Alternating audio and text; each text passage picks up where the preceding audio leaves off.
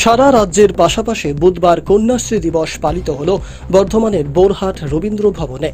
এই কন্যাশ্রী দিবসে জেলার বিভিন্ন ব্লকের ছাত্রীরা উপস্থিত ছিলেন এবং এই দিন বেশ কিছু কন্যাশ্রীর হাতে পুরস্কার সহ কন্যাশ্রীর চেক তুলে দেওয়া হয়। কন্যাশ্রী দিবসে উপস্থিত থাকেন রাজ্যের মন্ত্রী মাননীয় স্বপন দেবনাথ।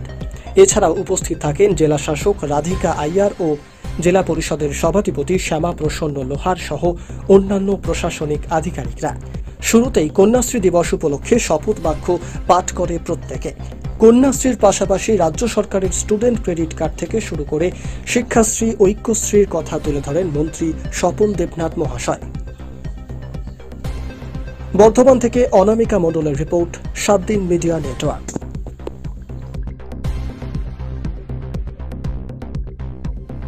নারী শক্তির বিকাশ, সেই উদ্দেশ্যটা নিয়ে তিনি প্রথম চালু করলেন কন্যাশ্রী প্রকল্প। বিশ্বজোড়া নাম হল, আর এই প্রকল্পকে অনুসরণ করে ভারতবর্ষের অন্য রাজ্যেও কাজ করছে। তাহলে মেয়েরা কি পাবে? প্রথমে স্কুলেতে, স্বাভাবিক বর্ধমান জেলা গ্রামীণ এলাকা, গোটা গ্রামে এখনো পর্যন্ত প্রবণতা গ্রামে আছে, মেয়ে পড়িয়ে কি হবে, মেয়েকে তো 18 বছর তার আগেই বিয়ে দিতে হবে, মেয়ে পড়িয়ে কি হবে, এই মানসিকতা থেকে কিন্তু আমরা দূর হতে পারিনি। কিন্তু মেয়েদের যাতে শিক্ষা গ্রহণের ক্ষেত্রে কোনো প্রতিবন্ধকতা বা বাধা না হয়, আমার মুখ্যমন্ত্রী মমতা বন্দ্যোপাধ্যায় কন্যাশ্রী প্রকল্প 13 সালে 2013-তে চালু করেছেন।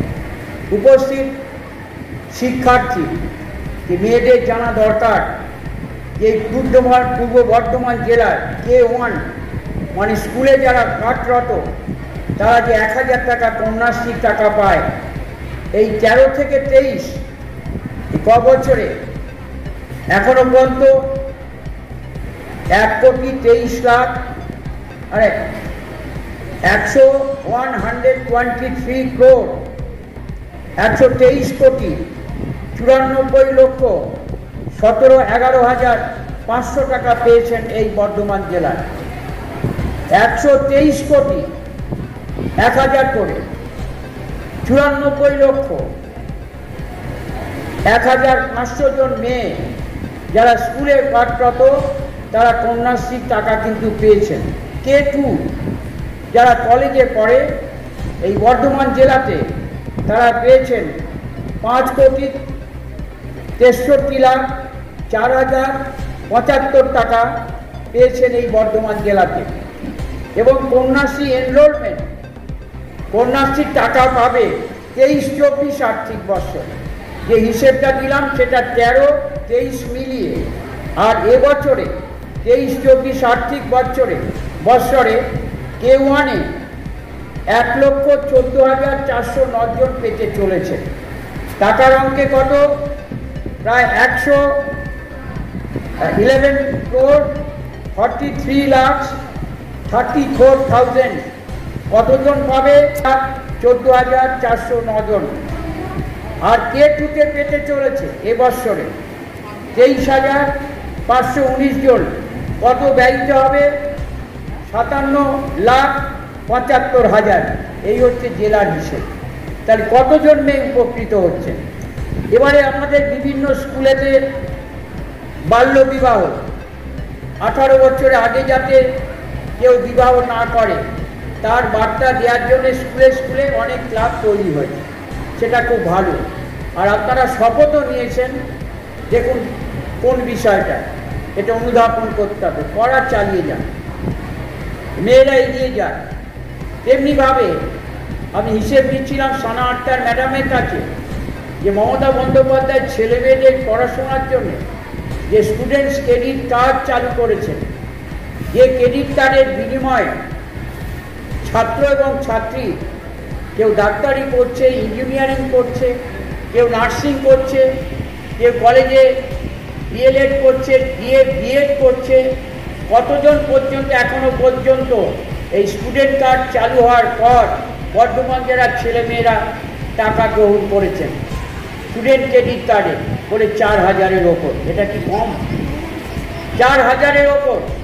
তাছাড়া Swami Vivekananda merit in scholarship আছে, তাছাড়া বিভিন্ন স্কলারশিপ আছে, শিক্ষাশ্রী আছে, ঐক্যশ্রী আছে, অনেক স্কলারশিপ আছে যারা কৃতি মেধাবী ছাত্র কিংবা ছাত্রী। এই সংখ্যাটা জানা থাকলে আমি এখানে বলতাম যে কতজন।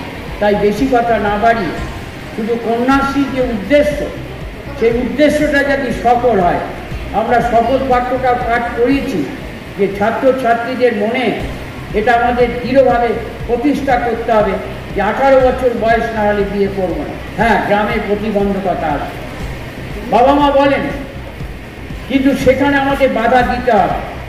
সে বাধা আইনের বাধা, সে বাধা জোর করে না, সেটা বুঝিয়ে বিডিওরা রয়েছেন, কন্যাশ্রী ক্লাব আছে, আরও সচেতন সমাজসেবী অনেক প্রতিষ্ঠা আছেন, আমাদের সোশ্যাল ওয়েলফেয়ার দপ্তর আছে।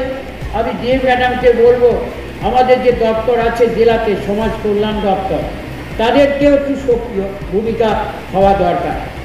তারা যদি হয় তাহলে গ্রামের বাবা মাদের বোঝানো, সচেতন মানুষকে বোঝানো, এনজিও যারা আছে, অনেক এনজিও তো কাজ করেন শুনতে পাই, কারো বিরুদ্ধে আমাদের বলার নয়, কিন্তু একটা ব্যাপক প্রচার মেয়েদের মনে আনবার জন্য এনজিওদেরও বড় ভূমিকা আমাদের থাকা দরকার।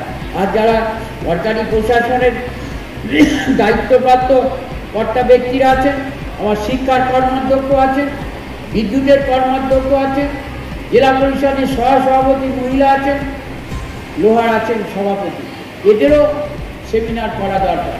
আমি খুশি হয়েছি যে শান্তিমামায় বললেন যে বাল্যবিবাহ নিয়ে জেলা পরিষদের উদ্যোগে একটা সেমিনারের আয়োজন করেছে, এইভাবেই প্রচার হতে। আর একটা আবেদন করব আপনাদের কাছে, গাছ লাগান।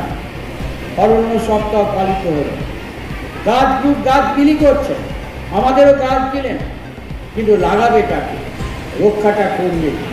কিন্তু এখন থেকে যদি ছাত্রছাত্রীদের মনে বৃক্ষের কি প্রয়োজনীয়তা তাদেরকে বোঝাতে না পারি, গাছ বিলি সার হবে, কিন্তু গাছকে বাঁচানোর দায়িত্ব আমাদের গ্রহণ করতে হবে।